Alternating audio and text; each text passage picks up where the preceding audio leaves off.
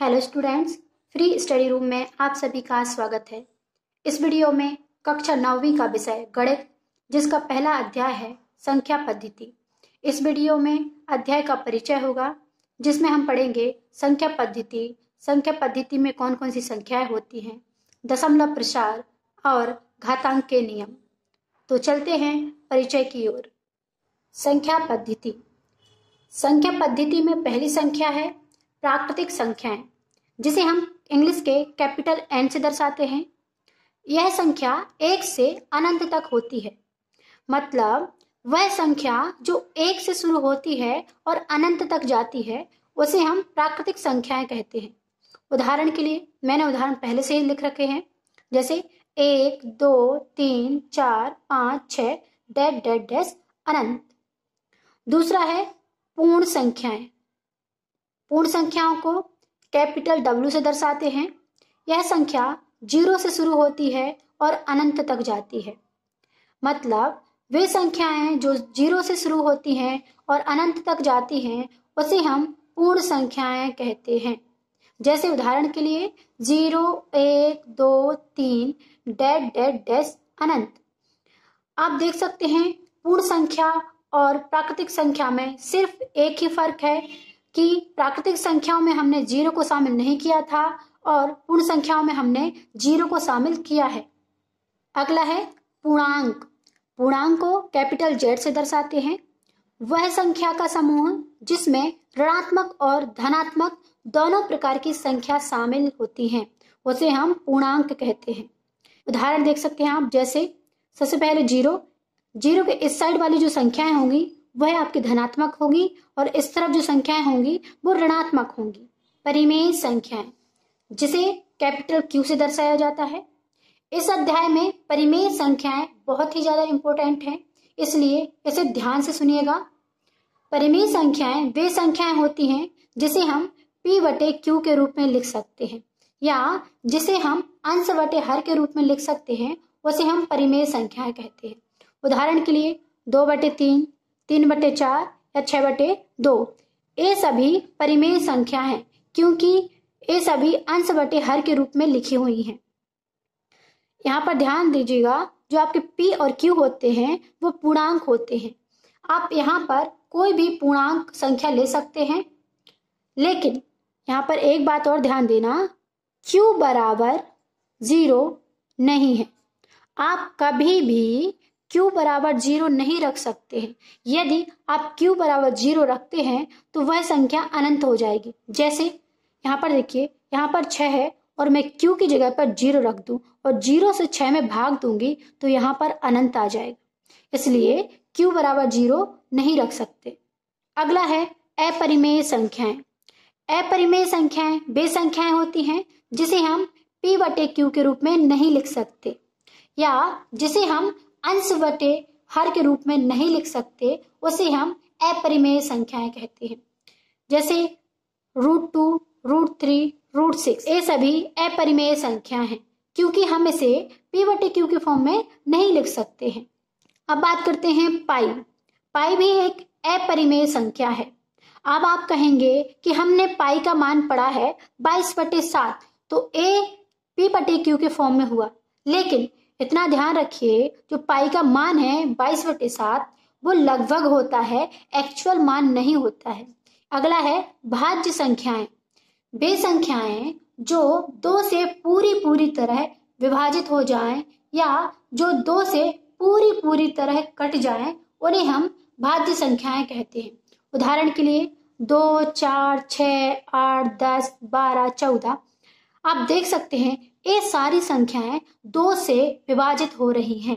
अभाज्य संख्याएं वे संख्याएं जिसमें 2 का भाग पूरी तरह से ना जाए, या वे संख्याएं जो 2 से पूरी तरह से विभाजित ना हो, उसे हम अभाज्य संख्याएं कहते हैं।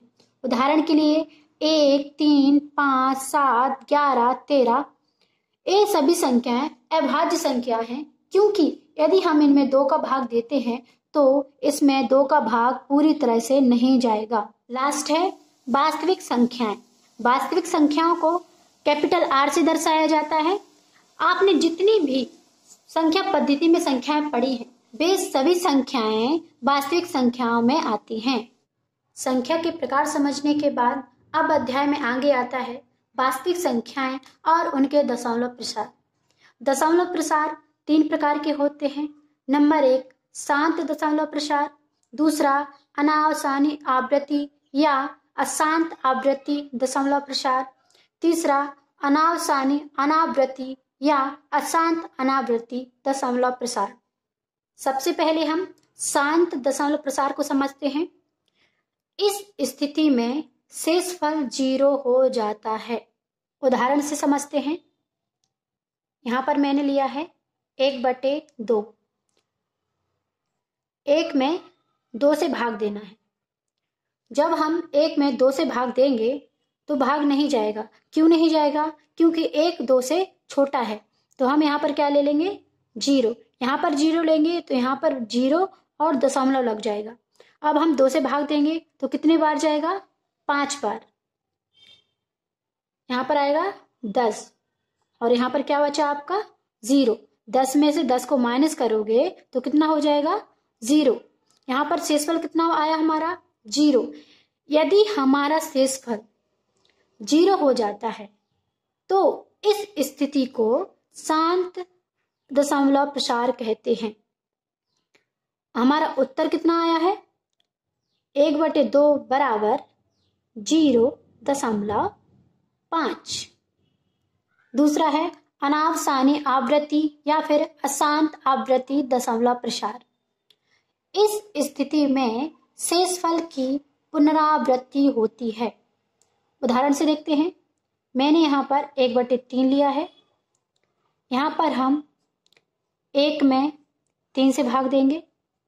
1 में यदि हम 3 से भाग देंगे तो नहीं जाएगा, तो यहाँ पर हम 0 ले लेंगे और यहाँ पर भी 0 और दशमलव लग जाएगा। 3 से भाग जब हम 10 में देंगे तो 3 बार जाएगा, यहाँ पर 9 आ जाएगा। शेषफल कितना आया? 1 आया। फिर से हम 3 का भाग देंगे तो नहीं जाएगा, हम फिर से यहाँ पर 0 ले लेंगे। अब हम 3 का भाग देंगे तो यहाँ पर 3 बार जाएगा, 9 आ जाएगा, फिर शेषफल 1 आया।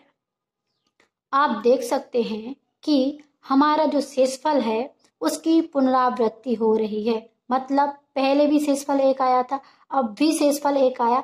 अब जब तक भाग देंगे 3 से आपका शेषफल 1 ही आएगा। जब आपके शेषफल की पुनरावृत्ति हो इस स्थिति को अशांत आवृत्ति दशमलव प्रसार कहते हैं। अब हम देखते हैं कि हमारा उत्तर कितना आया है।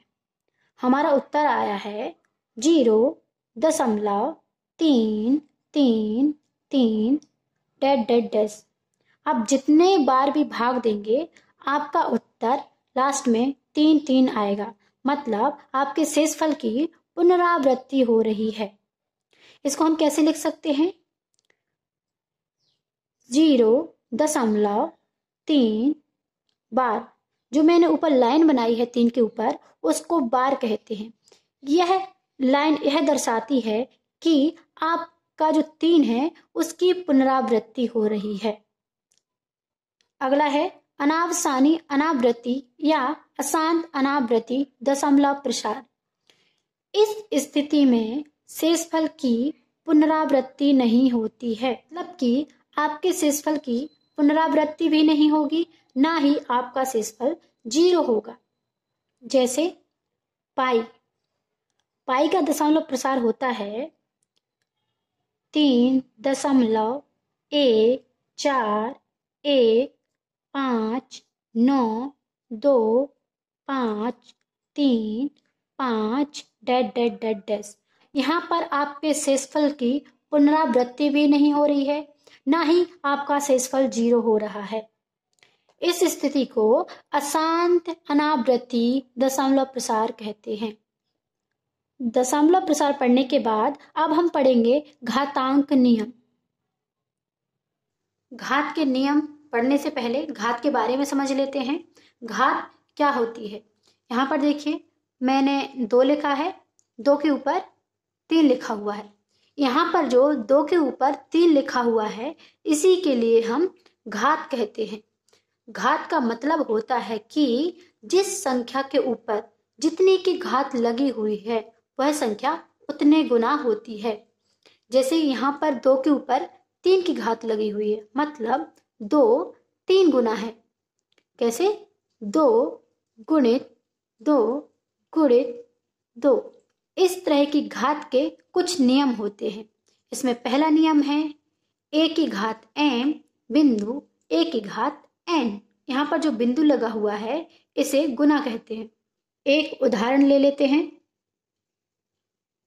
2 की घात 3 बिंदु 2 की घात 2। यहाँ पर a दिया था, यहाँ पर मैंने 2 लिया है। यहाँ पर m की घात लगी हुई थी, यहाँ पर 3 की घात लगी हुई है। यहाँ पर n की घात लगी हुई थी, यहाँ पर 2 की घात लगी हुई है। यदि इस प्रकार की स्थिति हो कि दोनों संख्याएं बराबर हों और दोनों संख्याएं गुना में हों, लेकिन दोनों की घात अलग अलग हो, इस स्थिति में दोनों घातें जुड़ जाती हैं। जैसे आगे देखिए, 2 यहाँ पर a है तो यहाँ पर हमने 2 ले लिया, ठीक है। अब घातें आपस में क्या होंगी? जुड़ जाएंगी। 3 धन 2। अब दोनों घातें जुड़कर कितनी हो जाएंगी? 2, 3 और 2 कितने हो जाएंगी? 3 और 2 कितना हो जाएगा? 5। 2 के ऊपर 5 की घात का मतलब है 2 5 गुना है। उसको कैसे लिखेंगे? 2 गुणित 2 गुणित 2 गुणित 2 गुणित 2। इसका उत्तर कितना आएगा? 2 दूनी 4, 4 दूनी 8, 8 दूनी 16, 16 दूनी 32। यह इसका उत्तर होगा। घातांक का दूसरा नियम, 1 की घात m ब्रैकेट के ऊपर n की घात। यहाँ पर भी हम उदाहरण ले लेते हैं। a की जगह पर 2, m की घात की जगह पर 3 की घात, ब्रैकेट के ऊपर n की घात लगी हुई है, यहाँ पर हम 2 की घात ले लेते हैं। यदि इस प्रकार की स्थिति हो तो जो घातें होती हैं वह आपस में गुना हो जाती हैं। 2 की पावर 3 गुणित 2। यहाँ पर क्या हुआ? घातें आपस में गुना हो गई। जब घातें आपस में गुना होंगी तो कितनी हो जाएंगी? यहाँ पर 2 की घात 6। अब इसे हम कैसे लिखेंगे? 2 गुणित 2 गुणित 2 गुणित 2 गुणित 2 गुणित 2। अब हम इनको गुना करेंगे, इसका उत्तर कितना आएगा? 2 दूनी 4, 4 दूनी 8, 8 दूनी 16, 16 दूनी 32, 32 दूनी 64। इसका उत्तर आएगा 64। घातांक का तीसरा नियम, a की घात m बटे a की घात n। यहाँ पर भी हम उदाहरण ले लेते हैं। 2 की घात 4 बटे 2 की घात 2। यदि इस प्रकार की स्थिति हो कि दोनों संख्याएं बराबर हों लेकिन घातें अलग अलग हों और संख्याएं बटे में हों, तो इस स्थिति में घातें आपस में घट जाती हैं। 2 ऊपर वाली घात में से नीचे वाली घात घट जाएगी। 4 ऋण 2, यहाँ पर कितना बचेगा? 2 की घात 2। तो इसको कैसे लिखेंगे? 2 गुणित 2। इसका उत्तर क्या आएगा? 2 दूनी 4। घातांक का चौथा नियम, a की घात m b की घात m। यदि इस प्रकार की स्थिति हो जहां पर संख्याएं अलग अलग हों और गुना में हों लेकिन घातें बराबर हों, तो इस स्थिति में संख्याएं आपस में गुना हो जाती हैं और घात कॉमन आ जाती है। उदाहरण ले लेते हैं। 2 की घात 2 बिंदु 3 की घात 2 बराबर। यहाँ पर संख्याएं आपस में गुना हो जाएंगी। 2 गुणित 3, घात क्या है? कॉमन आ जाएगी क्योंकि दोनों घात बराबर है। यहाँ पर आ जाएगा 2। आप 3 और 2 का गुणा करेंगे तो कितना आएगा? 6। 6 के ऊपर घात कितनी? 2। इसको कैसे लिखेंगे? 6 गुणित 6। इसका उत्तर कितना आएगा? 36 इसका उत्तर आया 36। यहाँ पर अध्याय का परिचय खत्म होता है। यदि आपको मेरी वीडियो अच्छी लगी हो तो इसे शेयर करें, सब्सक्राइब करें और लाइक करें, और साथ ही साथ बेल आइकन को जरूर दबा दें ताकि आपको मेरी वीडियो समय पर मिलती रहे। धन्यवाद।